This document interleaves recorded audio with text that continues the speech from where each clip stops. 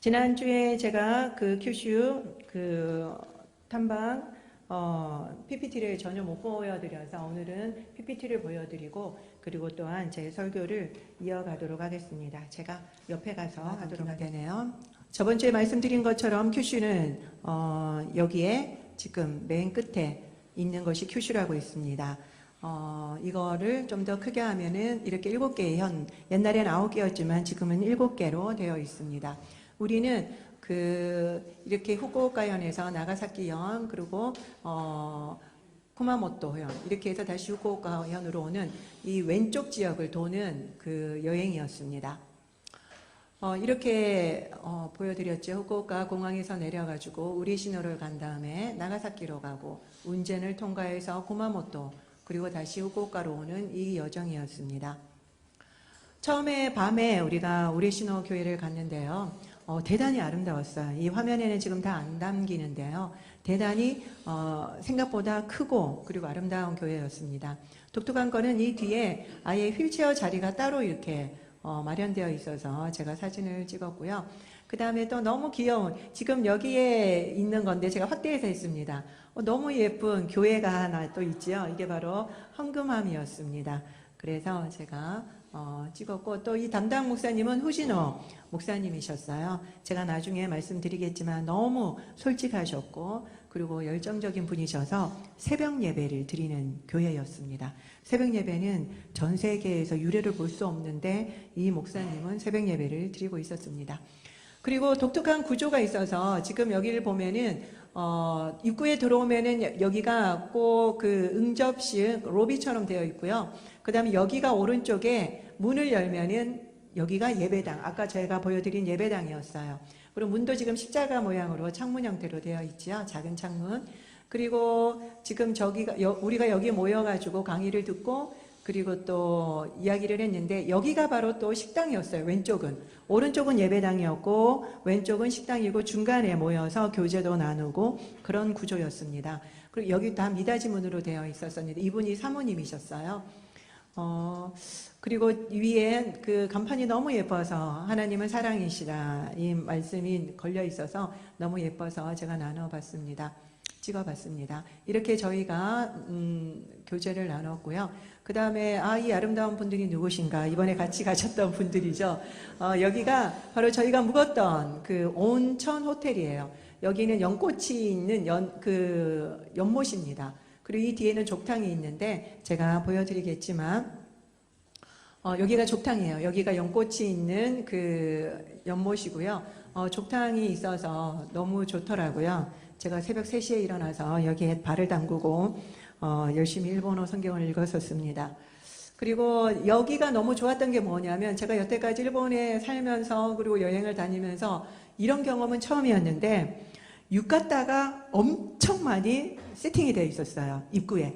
그래서 그 중에 사이즈별로 디자인별로 자기가 원하는 유카타를 골라서 입을 수 있었습니다. 근데 저희가 밤에 갔더니 뭐 그런 것도 있겠지만 제가 사이즈가 일본 사이즈가 아니다 보니까 제가 원하는 거는 없어가지고 저는 그냥 이걸 입었었는데 우리 방이에요. 여기가 방에서 지금 여기는 이 문이 있고 여기는 응접실처럼 되어 있고 밖에 아까 제가 말씀드린 그건 아니네요. 여기 그다음 요 안에 침구류가 놓여져 있습니다. 그래서 묵을 수 있도록 되어 있었거든요.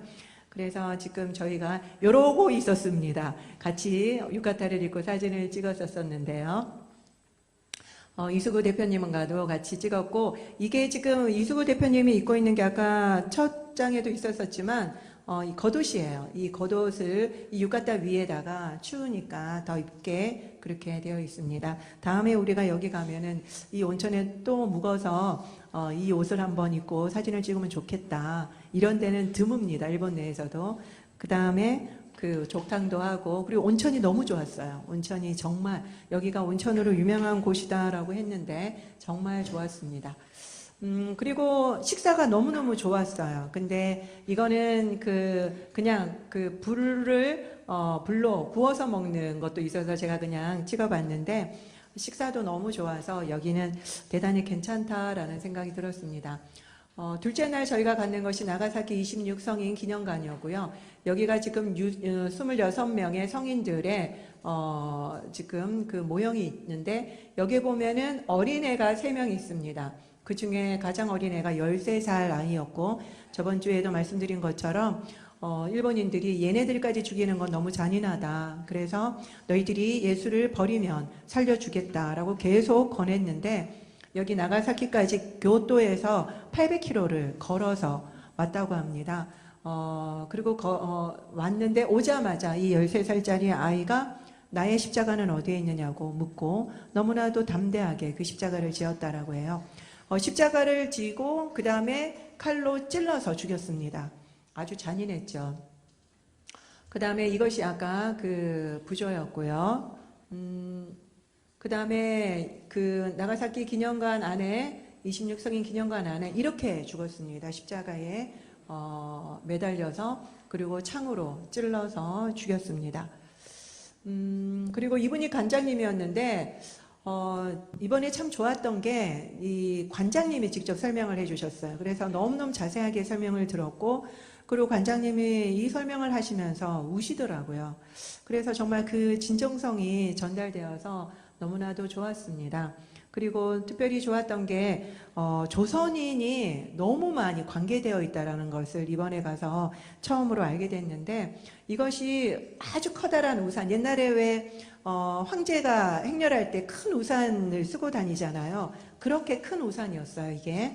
근데 이게 마카오하고 중국에서 만들어진 제작된 우산이라고 하는데요. 이 안에 보면은 한국적인 요소가 상당히 많이 있었습니다. 남대문 그림도 있고, 그래서 이게 그 어떤 조선과의 관계성이 문화의 관계성과 역사적 관계성을 설명을 해주시더라고요. 그래서 대단히 놀랐습니다. 그 다음에 이것은 원화대순교라고 하는데 니시자카라고 하는 곳에서 55명이 죽었습니다. 56명이었는데 한 명이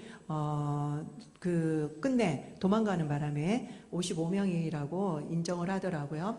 여기에 이 사진을 보면은 이게 지금 아마 여러분들한테는 잘 보이지 않으시겠지만 그 상투를 들고 있는 조선인들이 여러 명 있습니다. 그리고 실제로 여기에 순교하신 분들 중에 조선인들이 많았습니다. 신부님을 숨겨줘서 죽었거나, 그 다음에 참외를 몰래 반입하다가 발각돼서 죽거나, 이런 분들이 상당히 많았어요. 그 당시에 조선인들이 이곳에서 임진왜란 때 끌려가서 전도를 받고 전도자가 되고 끝까지 순교하신 분들이 상당히 많았습니다. 그런 역사들을 이 관장님이 설명을 해주시는데 너무 놀랐습니다.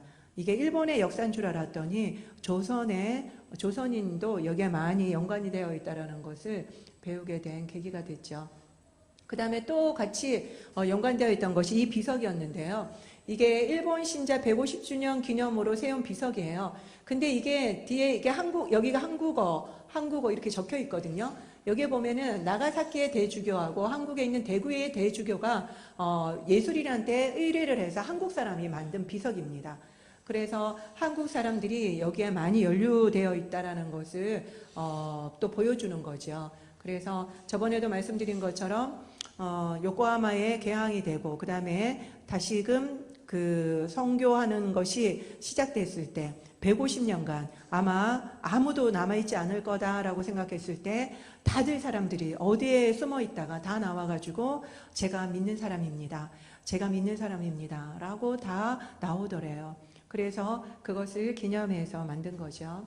그리고 여기 나가사키 그 부조 앞에서 저희가 같이 사진을 찍었는데 대부분 목사님, 그리고 장로님, 그리고 또 선교사님 들이 대부분이셨어요.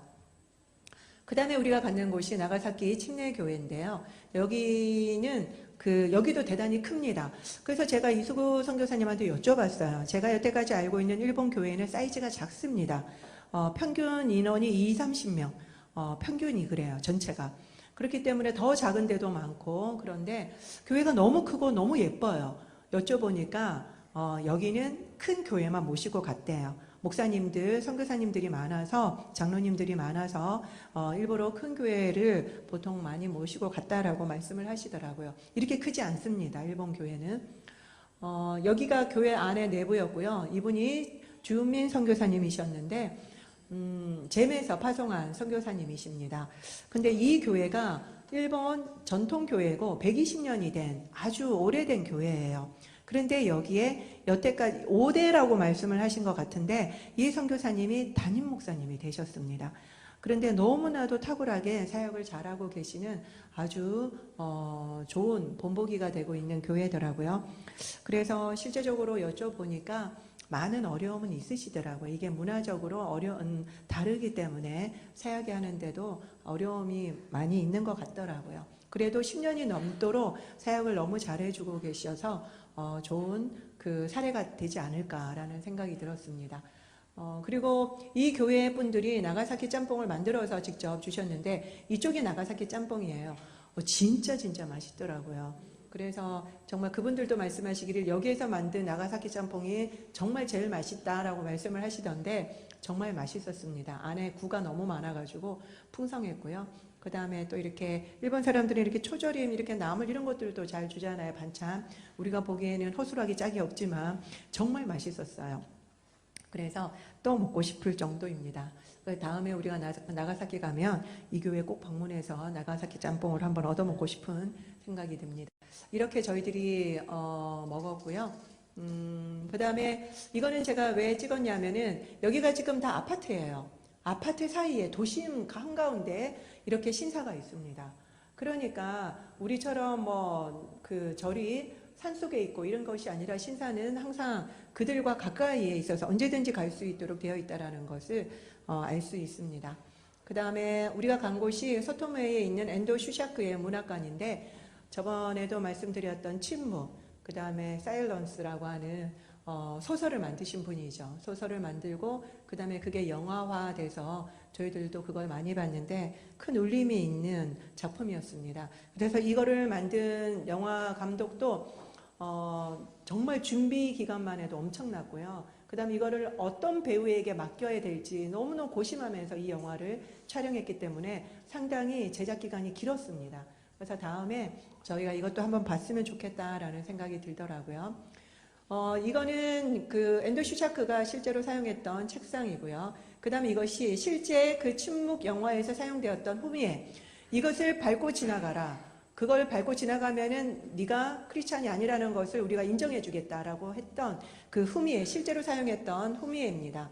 그리고 침을 뱉어라. 그렇게 많이 말을 했었었죠. 그리고 매년 신년이 되면은 이거를 매년 하도록 했다고 합니다.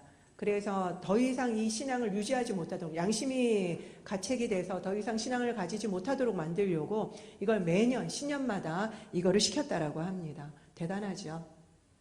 그 다음에 이 그 바위는요, 엔도의 기념비입니다. 이쪽이 바다예요. 그래서 여기에 뭐라고 엔도 슈샤크가 쓴 글인데 이게 바로 침묵 안에 나와 있는 글귀입니다. 인간은 이렇게 슬픈데 바다는 푸르기만 합니다. 너무나도 잔인한 박해의 역사의 현장인데 바다는 너무나도 푸르고 아무 일도 없는 것처럼 보여진다라고 하는 대조를 해서 쓴 글이었죠. 이 글귀가 바로 여기에 쓰여져 있습니다. 근데 참 독특하게 바위가 똑같이 파란색이었어요. 그리고 이동하는 길에 이쪽이 그 키리스탄들이 박해를 피해가지고 산골에 모여있던 곳인데 15대까지 신앙을 지키고 있는 곳이었습니다. 그 다음에 저희가 갔던 운젠 지역이라는 곳인데 여기를 딱 내리면은 황화가스가 엄청나게 황산가스가 엄청나게 느껴져요. 그래서 이거 계속 있으면은 수명이 짧아지는 거 아니냐라고 제가 여쭤봤더니 여기 사는 사람도 있습니다라고 이야기를 하더라고요. 그래서 제가 찍었던 곳들 이렇게 되어 있는데 지금 밑에서 엄청난 가스가 올라오는데 막아놨어요.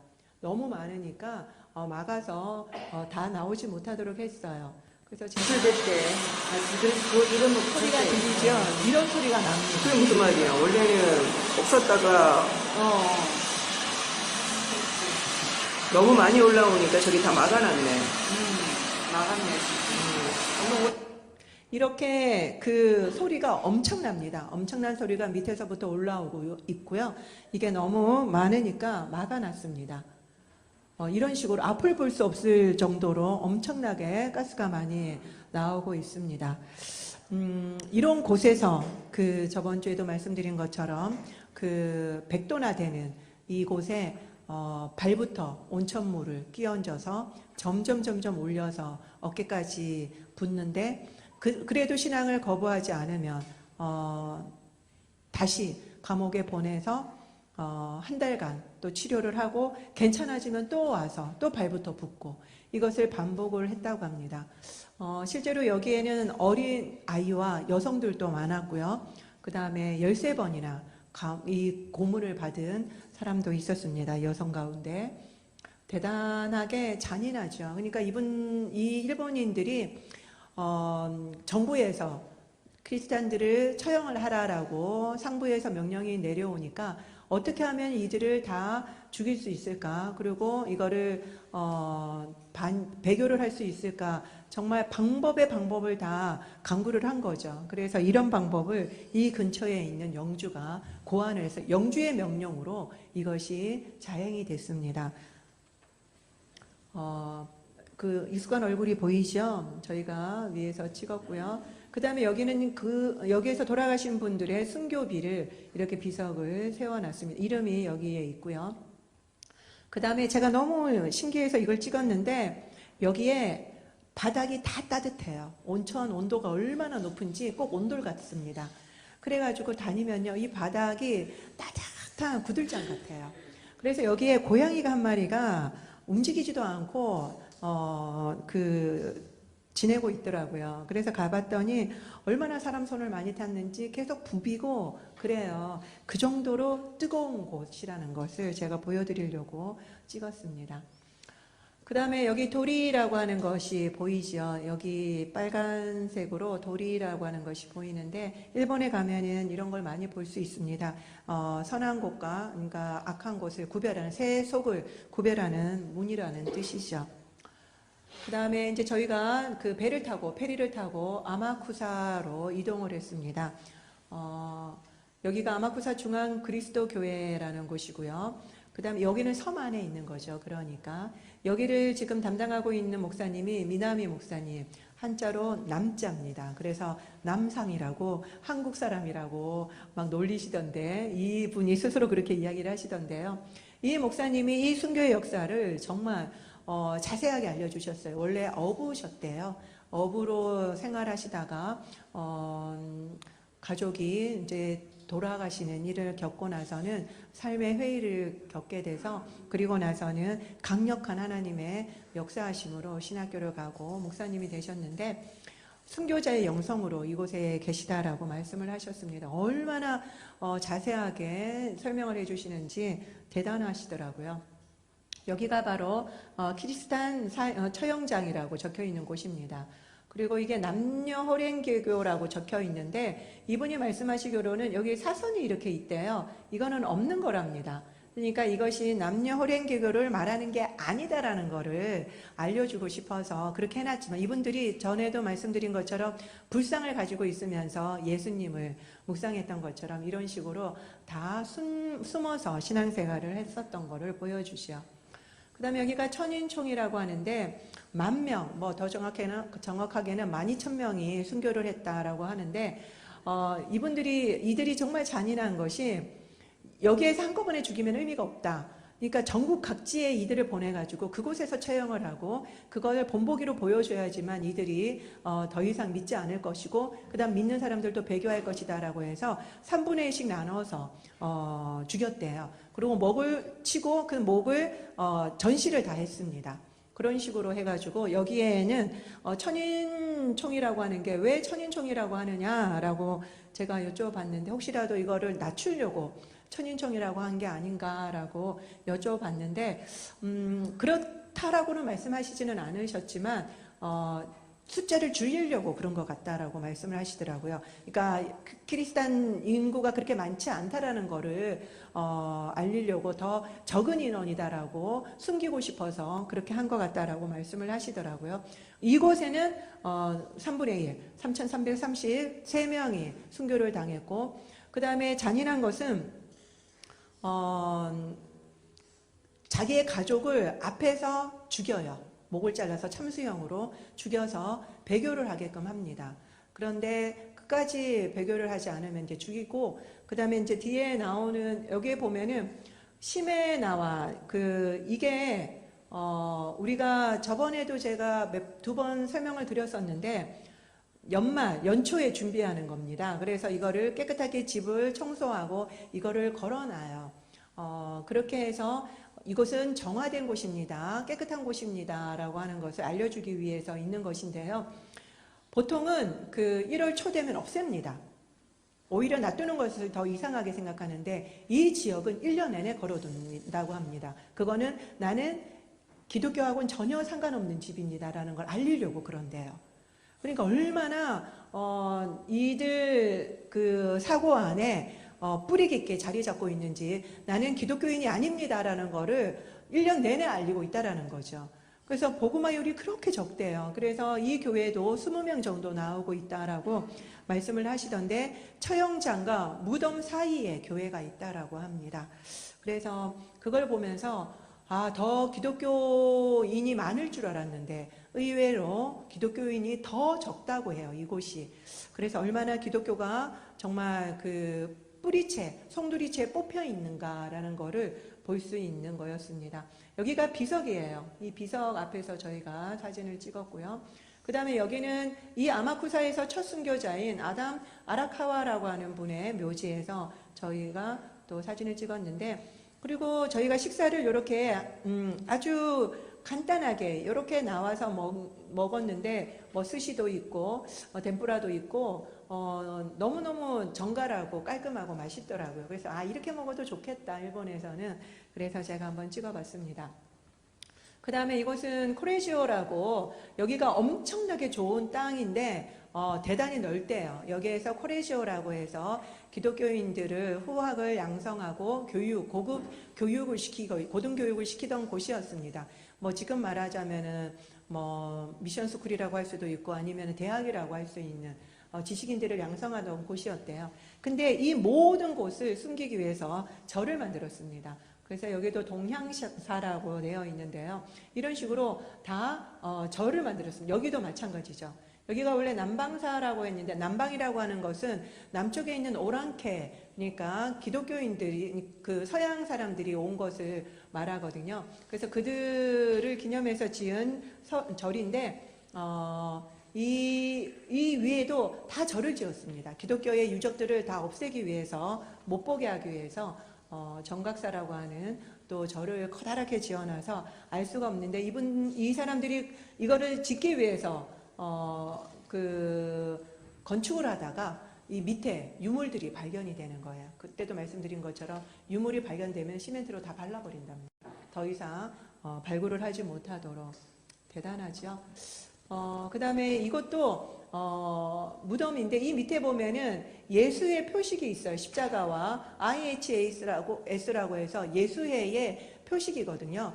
그래서 이렇게 비밀리에 이렇게 다 표시를 해놨는 것을 발굴이 되었던 거죠. 그래서 이거를 전시를 해놨는데, 이런 식으로 많은 것이 있습니다. 여기는 구마모토 밴드, 그러니까 일본의 복음이 구마모토로 큐슈로 맨 처음에 들어가서 그 다음에 구마모토 밴드가 만들어졌는데, 이 구마모토 밴드가 처음 만들어지게 된 공원에 올라가는 길이에요. 그래서 여기 보면은 구마모토 밴드라고 되어 있습니다. 일본에는 구마모토 밴드, 그 다음에 요코하마 밴드, 삿포로 밴드, 이렇게 3개의 밴드가 있어요. 그래서 여기는 직업훈련을 시키던 곳이었는데, 이 계단을 제일 먼저 올라가신 분이 누군가? 바로 지옥형 권사님입니다. 제일 여기를 발을 밟으셨던 분이고요.